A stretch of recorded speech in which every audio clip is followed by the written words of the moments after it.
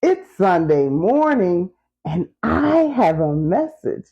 And today's message is entitled, The Battle Isn't Yours.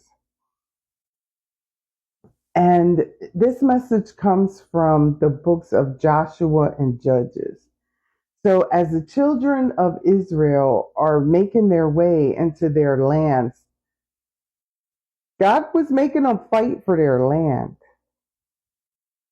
But He did a lot of the fighting. And so there was one war where they were fighting, and Joshua said, God, as long as the sun stays up, we're winning. And so they had him hold up his arms. They were and as long as he held up his arms, the sun stayed up. And so they held his arms up, and for as long as they held his arms up, they were winning the battle. And they won that day. All supernatural. Everybody was afraid of the children of Israel, not so much because of the children of Israel, but because of the God that they served. God would just intervene for them, and everybody knew it. And they're like, we'll fight you, but we can't fight your God. But some folks would still try them. But God would step in some of the most amazing ways, like, of course, the Battle of Jericho.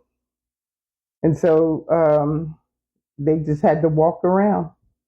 The Levites walked around. And on the last day, they blew the horns and hollered, and there you go, they won that battle. But the battle after Jericho was the Battle of Ai, or it's Ai. And folks took stuff that God said don't take. Folks kept stuff that God said don't keep. They had to try him. So they tried God, and they went into Ai, which was a smaller town. They should have really went in there and mowed them over, but Ai whooped them. And Joshua's like, God, what? What? I thought we had this. God said they took that stuff. Get rid of that stuff. Like I told you, don't be keeping that stuff. And they did. And they got rid of everything, and they went back in Ai, and they whooped up on them. Um, Joshua's book is full of war. Very, very interesting book. The children of Israel still aren't done taking their land back when Joshua passes.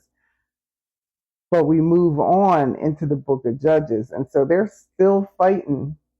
Samson is fighting the Philistines, the children of Benjamin, uh, Merk, the king of Eglon. Who else is battling? They're out there battling. It wasn't them, though. It was their God that went and did battle for them.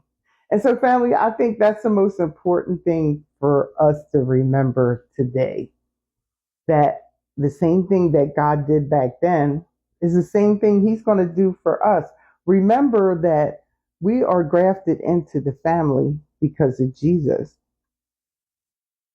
So we're adopted in. That's our family history. And we're supposed to learn what to do and what not to do from this family history that we have. And the one thing that we need to learn is that he will fight our battles. People don't need to be afraid of you.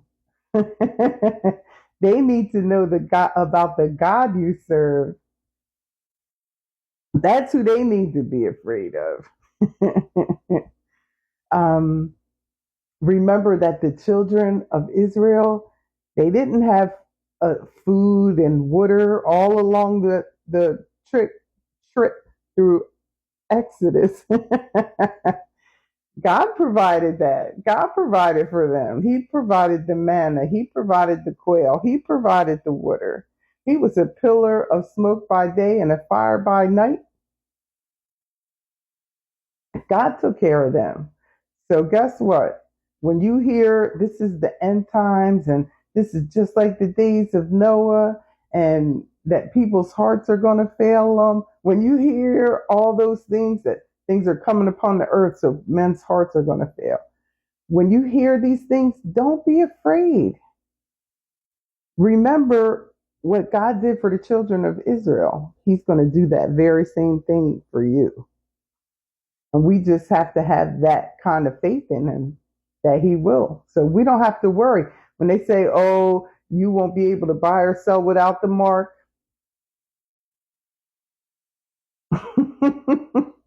Okay. God's going to provide for me. Is he going to provide soda? No. Is he going to provide steak? No. Am I going to have my favorite cookies and candy? No. No, that's not how this is going to work. So,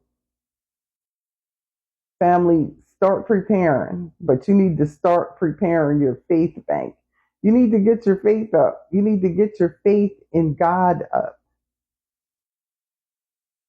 You have to get your faith that he's going to provide for you and get you through, that he's going to make sure that you eat, that he's going to make sure you have water to drink, that he's going to make sure that you have something to wear, you have a coat, you have shoes.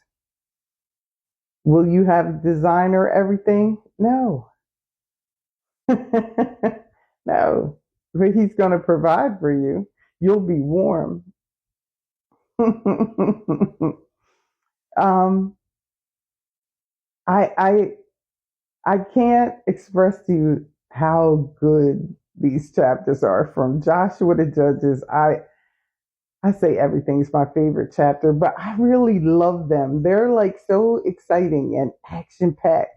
And we have Samson's in there, and we have Jael putting the tent stake through Sisera's head.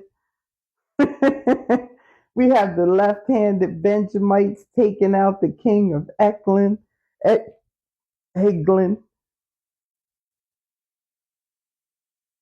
Uh, Judges is awesome. We have Gideon's story. Jael is part of Deborah's story. There, take some time out. Take some time out and read. If you like war, take some time out and read the battles that the children of Israel had. And remember, it was never about who they were. It was always about who their God is. And just like it's not about who you are, it's about who your God is. So you don't have to worry about a mark. He has you marked. You don't have to worry about buying and selling. He's going to take care of you. You don't have to worry about water. You got that quail and that manna and some water, you be all right. You don't need that soda. That's why we all fat now. All that sugar.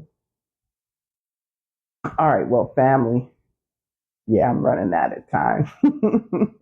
Remember, the battle isn't yours. God fights for you. God fights in advance for you.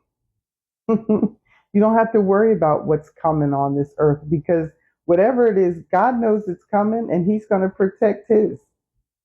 So you be faithful, because your heart's not going to fail you because you're faithful. And you know that God has your back.